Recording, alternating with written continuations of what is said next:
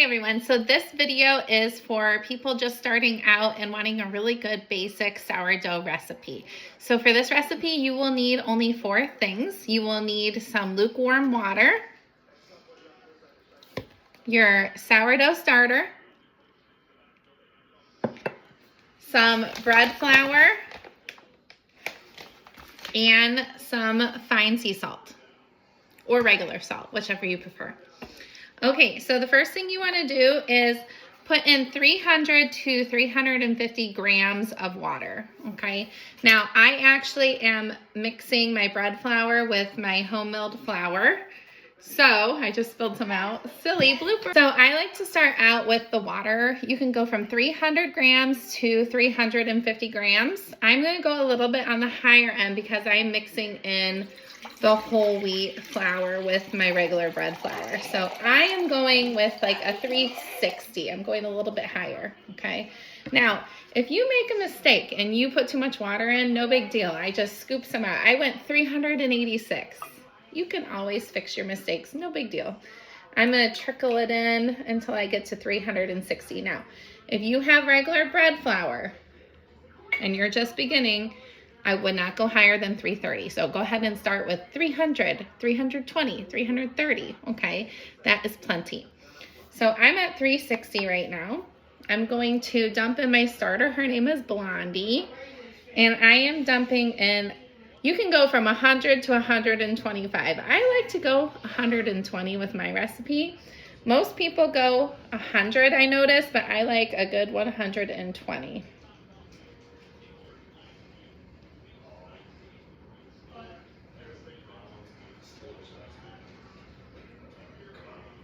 All right. Okay, you can take your Danish whisk or a fork. The Danish whisk is nice because it cuts everything mixed up, but I actually prefer a fork a lot because, as you see, I'll mix up the flour in there and you'll see how it gets kind of stuck in the Danish whisk, whereas with the fork, it's a little bit easier just to wipe off with a paper towel. But for now, I'll start with the Danish whisk. Mix it up really good until it gets milky. See how it looks kind of like milk? That's the perk of the clear bowl. You can see right through there. Okay. Now I'm going to go for half of the bread flour and half of my milled flour. Okay. So in total, you want 500 grams flour. So right now, I'm at 167, and I'm gonna go to about 250. So I'm just shaking it in there until I have 250 grams. All right, pretty good. Okay, and now I am going to zero that out so that I can make sure I have 250 grams of my whole wheat flour. Now the reason why I went higher on the hydration for the water is because whole wheat flour absorbs more water. And so if you don't, you're gonna have a dried out loaf. Okay, so I'm getting closer. Almost there.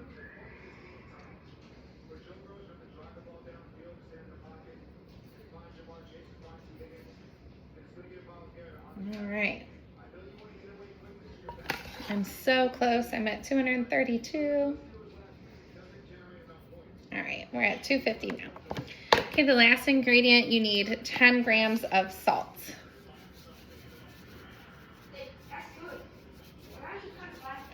Now, the other thing when you're doing whole wheat that you could add in is some honey.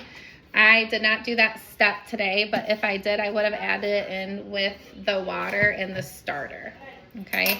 I like to take my fork and just kind of whoosh that salt around and make sure it gets all mixed up. Now, let me show you what happens when you use your Danish whisk, okay? I love using it when I have a ceramic bowl if I have to worry about like scraping happening, but if I have a glass bowl, I quite frankly just think a fork does a good job. All right, so I'm going round and round, making a little mess, getting the flour all over. Okay, so as you keep going, see how it gets really kind of stuck in there? And then you have to scoop it out of there anyway. Now let me show you with the fork. A lot of times I just use a fork, and it's handy because everyone has one. Okay, so I like to take the fork because I can just kind of all the way around. And then I just kind of mix up with the fork. In the end, you've got to use your hands anyways. So make sure your hands are washed ahead of time so you've got clean hands to dig in there. I like to kind of dip my hands in the water first and then just kind of mix it all together. If it feels like it's a little bit dry, you can dip your hands in again and like keep going that way. I would not pour more water in, trust the process. And I just kind of use my fingers to incorporate all of that. I don't want that flour, so I'm just kind of knocking it off on the table for now. Okay. We are almost there. Kind of scrape under and make sure you get all the extra flour on the bottom. Okay.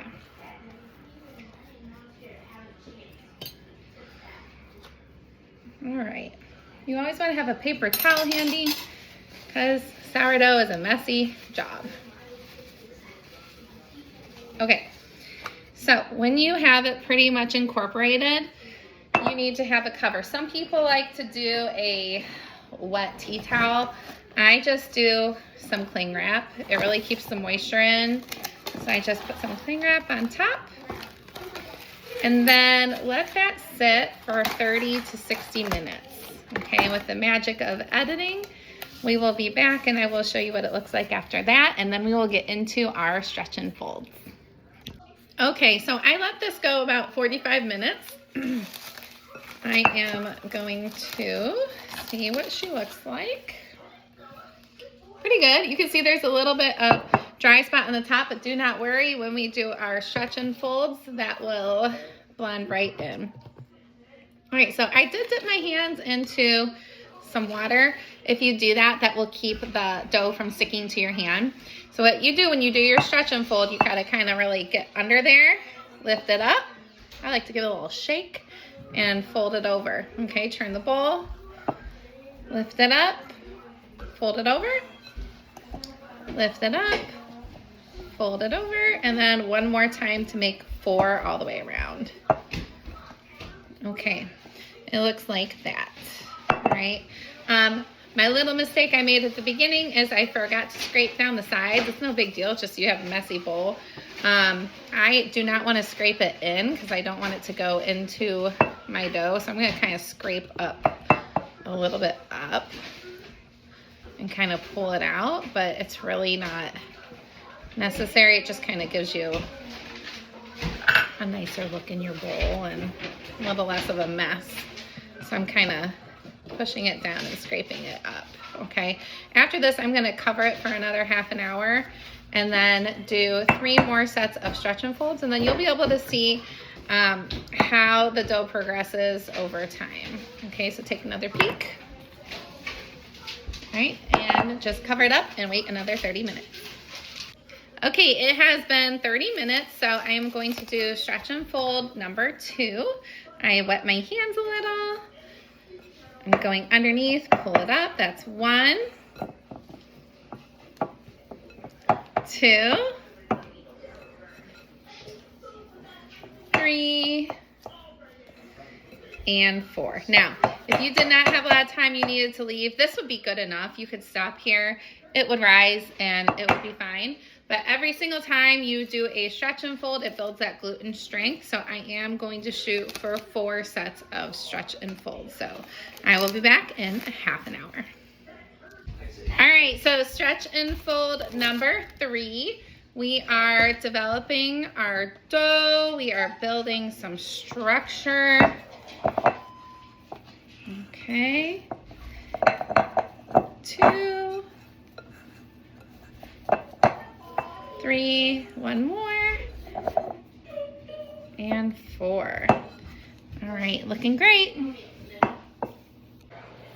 Okay, we are on our last stretch and fold.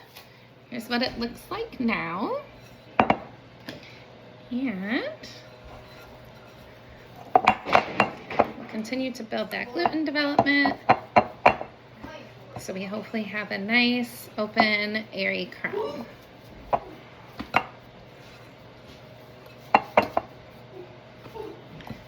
Alright.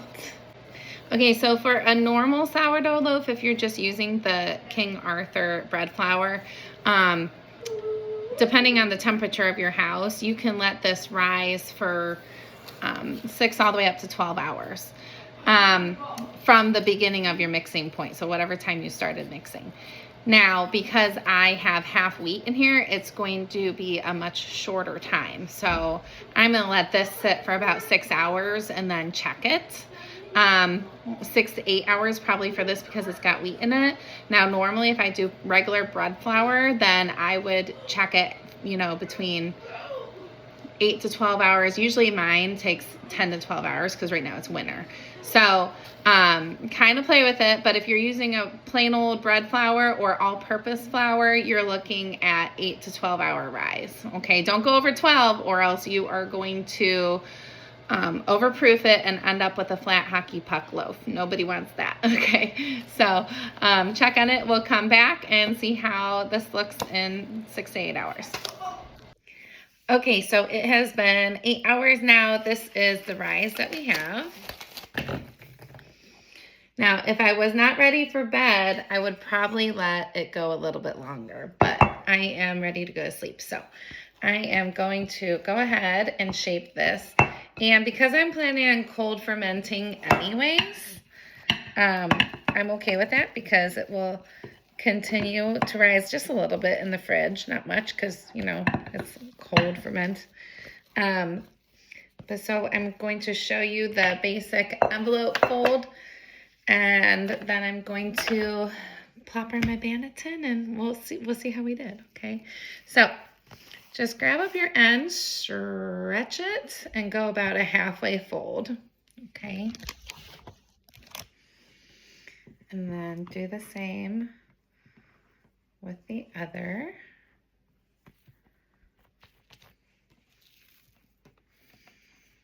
Take the other end right in the middle. Other end in the middle. Okay, and then you just pinch up the sides. Beep, beep.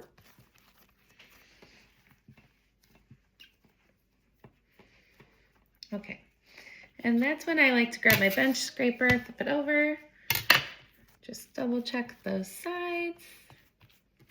Okay, and then I just kind of go out and in, out and in. Okay, pull it out, put it in.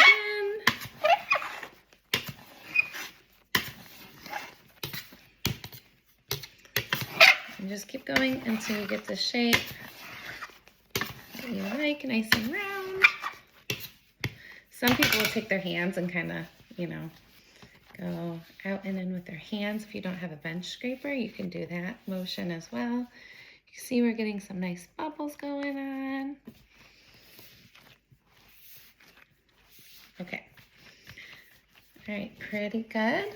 And now I'm going to dust the top with some all-purpose flour. A lot of people use rice flour at this stage, but I just have all-purpose flour right now, so that's what I'm using. Okay. And then I'm going to pop it into my Banneton. Now, if you do not have one, a round bowl is fine as well. When you put it in, it starts to kind of spread out on the top. If you let it kind of rest for a minute, then you can do the final stitch, and I'll show what that looks like. Okay, so once you flip it into your Banneton basket, the bottom will kind of spread like this. And so what you have to do is a stitch. Okay, you can skip this step, but it does help it hold its shape if you kind of go crisscross. So if you see what I did, kind of grab some of the dough and then crisscross like you're making a little stitch. Crisscross, crisscross, and then you do that all the way across. Okay, and kind of pinch it up. And now your loaf will hold a better shape. All right, good luck everyone. Okay, so this is my half whole wheat, half King Arthur bread flour. And look how beautiful it turned out.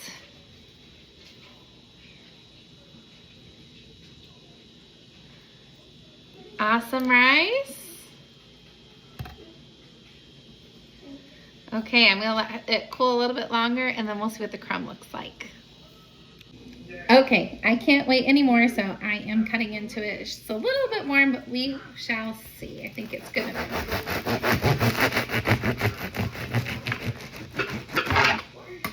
Okay, here we go.